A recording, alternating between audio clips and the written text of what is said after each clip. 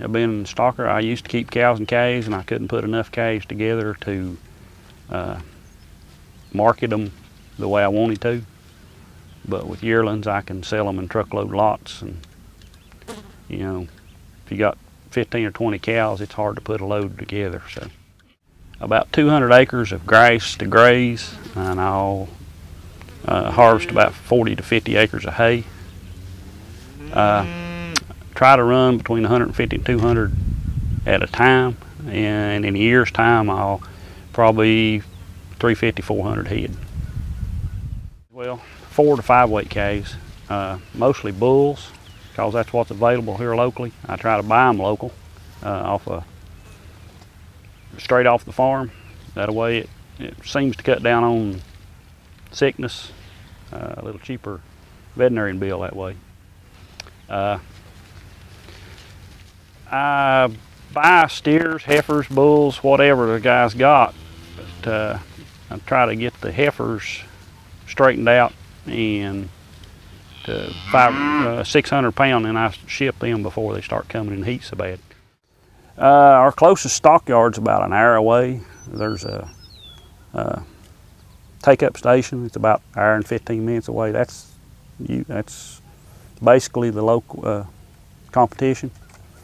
You know, if somebody's got some calves they won't sell, I usually we'll get together and look at the market report and see what market is and go from there. I use the different color tags to identify the producer I got them from. So if I have a group of calves that's not producing well, or a group that's really producing real well, I can tell, look at the color tag and immediately know where they come from. I don't have to go back to the house and look up the numbers and try to keep the numbers straight on which calf come from which place, and it just makes it a little easier for me to identify where the cattle come from, what producer I bought them from. 2 or 3. We'll end up with 2 or 3 breed. But most of them, you know, can be aborted and get along all right with them. But like I say, I usually don't try to keep, I try not to keep the heifers very long, and you know, I don't get a lot of gain on them. But a preconditioned heifer is worth more than a balling heifer, so I make a little bit on them that way. In the spring of the year, we put together, me and another boy puts together about 650, usually mostly heifers, 4 Tennessee livestock producers going to Tazewell, Virginia. They've got a deal with a guy up there that grazes those heifers for them during the summer. And we put, like I say, about 650 together, and we try to get mostly preconditioned heifers for that. And then the local heifers that I buy here, if I've got them at that time, well, I'll sell them to Tennessee producers to go on that program. It's hard. This year we've got them all local out of Southwest Virginia and East Tennessee, Western North Carolina, except I think there was 89 come out of Middle Tennessee. The rest of them come from local. So, my personal cattle, no, I'll buy all those local. Now, like I said a while ago, in the spring of the year when we put those cattle together to go to Tazewell on grass up there, I have another person that helps me with that.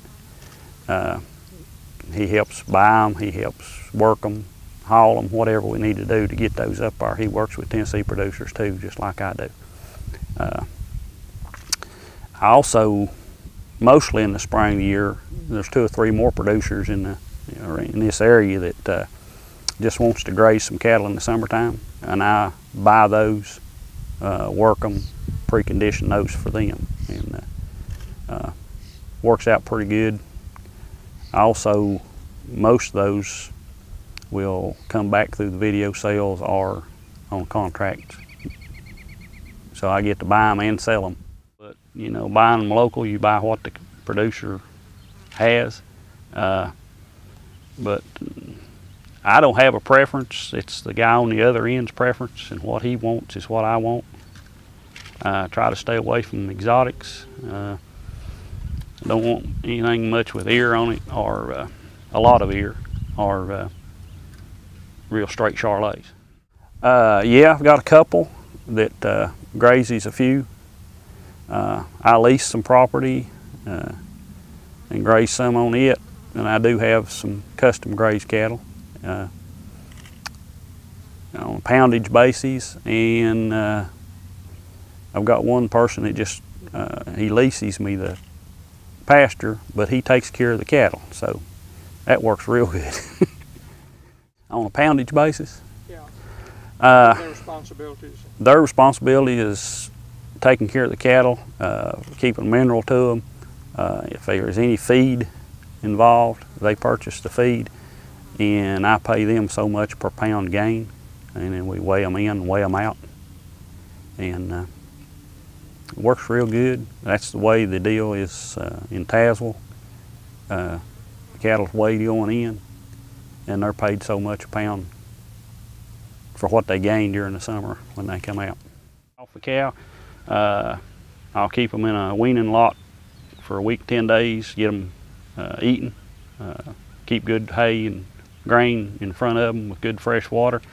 Give them a round of respiratory disease with and a black leg shot, and I'll get them back up in a couple of weeks and booster that. Give them two rounds of modified live respiratory with Pastorilla, and hopefully that's all they'll need to get them straightened out. I'll buy calves in the fall of the year and spring of the year, mostly, but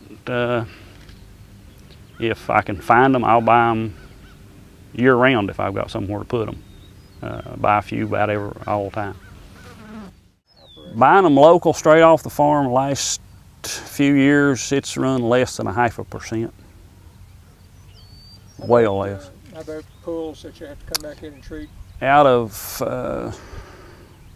300 head, I think I doctored less than 10. So it just works real well for me to buy them local like that. It'll run 2 pound average or a little better. Depends on how long I keep them. If I buy heavier calves, you know, by the time I get them started and straightened out, and if I don't keep them too long, the average gain goes down. But they'll average 2 pound, 2 1/4, something like that. I do. I use rail growth. Usually in the fall when I get them, I'll implant them, and in the spring before turnout, implant the ones I graze too. I would say it adds $20, $25 a head to the calf over the life of the implant. I also keep free choice mineral out to them all the time with Rumensin. I think that really helps. Rumensin or Bovitec, either one. And I don't have any scientific evidence to prove it, but I think Bovitec works better on smaller cattle, and Rumensin works better on big cattle. Like I say, I haven't personally done a study to prove that, but I just a gut feeling through experience. I try to utilize grass and hay as much as possible, forage.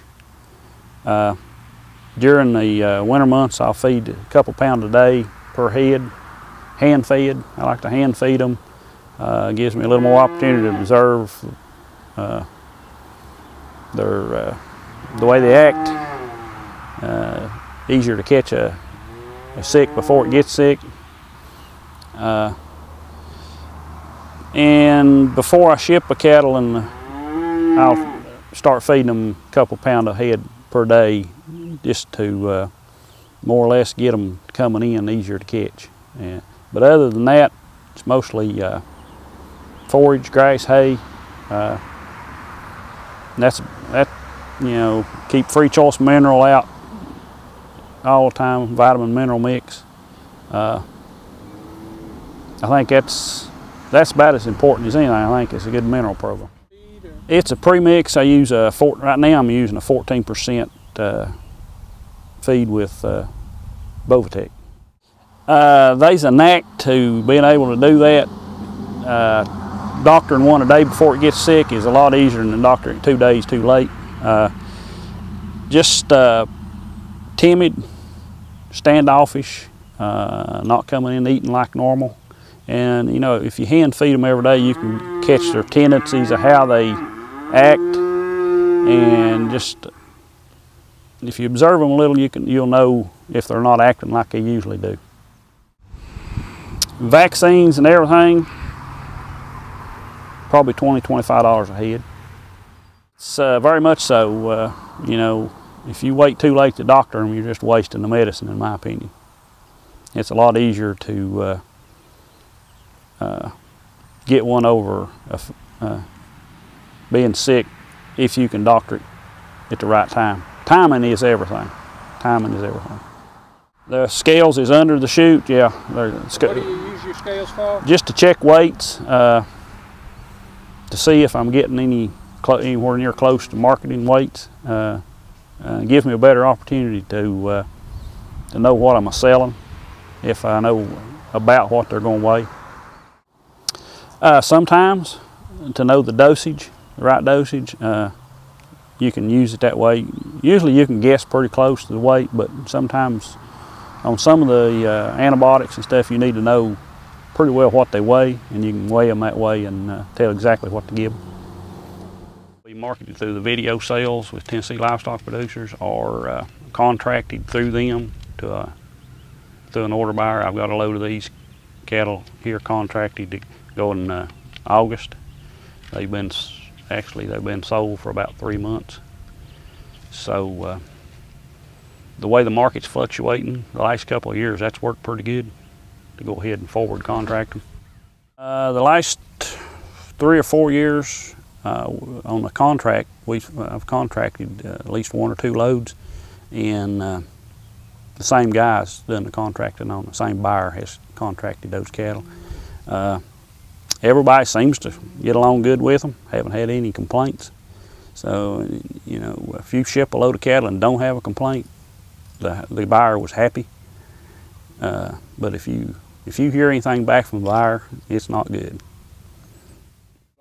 For about 3 to 4 weeks before I'm going to weigh a load of cattle, I'll start feeding them a little, hand feed them, a couple pounds of grain a day, just to get them coming in. And it's a lot easier to shut the gate than it is to run the cattle. And I can have all my cattle, I can have them penned in 10 minutes from the time I get to the field. So a little bit of feed's a lot cheaper than running the cattle, in my opinion. They'll be penned by right after daylight and in a dry lot, and hauled to the scales, and all the cattle will be there before we weigh them.